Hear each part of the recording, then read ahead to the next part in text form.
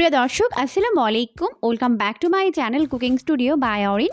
আজকের পর্বে আপনাদেরকে চিনির মধ্যে একটা ডিম দিয়ে সবথেকে সহজে তৈরি আর সম্পূর্ণ ইউনিক একটি নাস্তা তৈরি করে দেখাবো। এই নাস্তাটি তৈরি করার প্রসেস খুবই ইজি, যে কেউ খুবই কম সময়ে আর ঝটপট তৈরি করে নিতে পারবেন। খেতে দুর্দান্ত মজার হয়। অবশ্যই রেসিপিটিকে ফলো করে বাসায় ট্রাই করবেন, দেখবেন পরিবারের সবাই পছন্দ করবে। নাস্তা তৈরি করার জন্য এখানে একটি প্লেট নিয়েছে। এখন এর মধ্যে নিয়ে নিচ্ছে 1/3 কাপ পরিমাণ চিনি। এখন এই চিনিগুলোকে একটি সাইডে রেখে দিচ্ছে। এরপর এখানে একটি বোল নিয়েছে আর এই বোলের মধ্যে একটি ডিম ভেঙে নিচ্ছে। এরপর এই ডিমটিকেও একটি সাইডে রেখে দিচ্ছে। এখন আগে থেকে মেপে নেওয়া চিনিগুলোকে আমি একটি বোলের মধ্যে ট্রান্সফার করে নিচ্ছে। এরপর আগে থেকে ভেঙে নেওয়া ডিমটিকেও আমি এর মধ্যে দিয়ে দিচ্ছি। এখন প্রথমে একটি হ্যান্ড হুইক্সের সাহায্যে ডিম আর চিনি একত্রে খুব ভালো করে বিট করে মিশিয়ে নিব। এটাকে আমি ততক্ষণ পর্যন্ত বিট করব যতক্ষণ না পর্যন্ত ডিম আর চিনি একত্রে খুব ভালো করে গলে মিশে যায় আর এই মিশ্রণটা অনেকটা ফোমি আর লাইট না হয়ে আসে। তো বিট করতে করতে যখন চিনিগুলো খুব ভালো করে গলে মিশে যাবে আর এই মিশ্রণটা এরকম ফোমি আর লাইট হয়ে যাবে, এই পর্যায়ে আমি এর মধ্যে অ্যাড করে দিচ্ছি 1 টেবিল চামচ পরিমাণ সয়াবিন তেল। এরপর আবারও সব কিছুকে একত্রে খুব ভালো করে মিশিয়ে নিচ্ছে। তো সব কিছুকে খুব ভালো করে মিশিয়ে নেওয়ার পর এখন আমি এর মধ্যে অ্যাড করে দিচ্ছি খুবই সামান্য পরিমাণে লবণ আর দিয়ে দিচ্ছি 1 চামচ পরিমাণ বেকিং পাউডার। 1 কাপ পরিমাণ দিয়ে দিচ্ছি ময়দা। আপনারা এখানে ময়দার পরিবর্তে আটাও ব্যবহার করতে পারবেন। এখন এগুলোকে সময় নিয়ে হাত দিয়ে খুব ভালো করে মিশিয়ে নিতে হবে। মিশিয়ে একটি ডো তৈরি করে নিতে হবে। তবে এখানে কিন্তু কোনো প্রকার পানি অ্যাড করা যাবে না। এখানে যেহেতু ডিম অ্যাড করা হয়েছে তাই কিন্তু ডিম আর চিনি একত্রে ভালো করে গলে ময়দাগুলো অনেকটা সফট হয়ে যাবে, তাই এখানে কোনো প্রকার পানি অ্যাড করা যাবে না। এখন একটু সময় নিয়ে খুব ভালো করে এটাকে মিশিয়ে নিচ্ছে। তবে ডোটি যদি অনেক বেশি ড্রাই হয়ে যায় সেক্ষেত্রে আপনারা চিনিগুলো গলতে এখানে 1 চামচ পরিমাণ পানি ব্যবহার করতে পারবেন। তো আমি এটাকে খুব ভালো করে মেখে এরকম একটি ডো তৈরি করে নিয়েছি, দেখতেই পাচ্ছেন।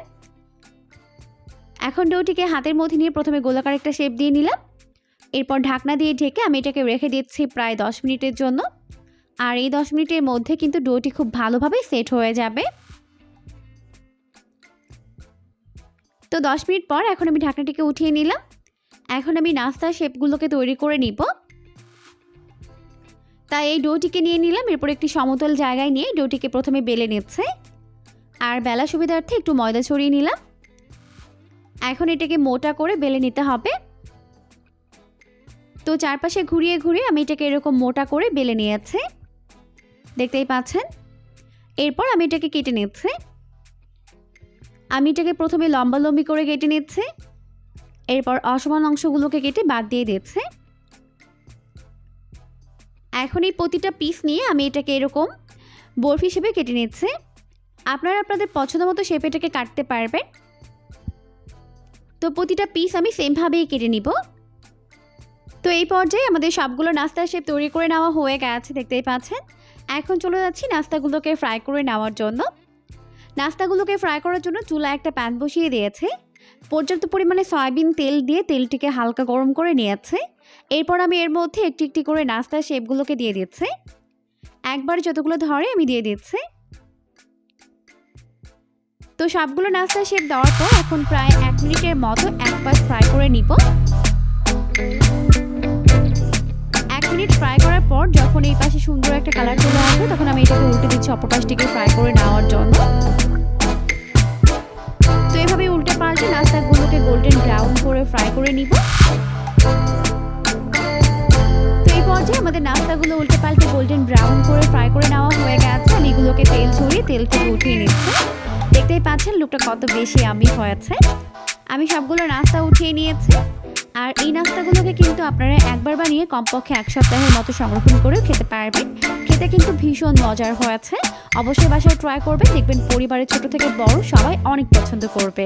পরবর্তী ভিডিও দেখার আমন্ত্রণ জানিয়ে আজকের মতো এখানেই বিদায় নিচ্ছি। সবাই অনেক বেশি ভালো থাকবেন। আল্লাহ হাফেজ।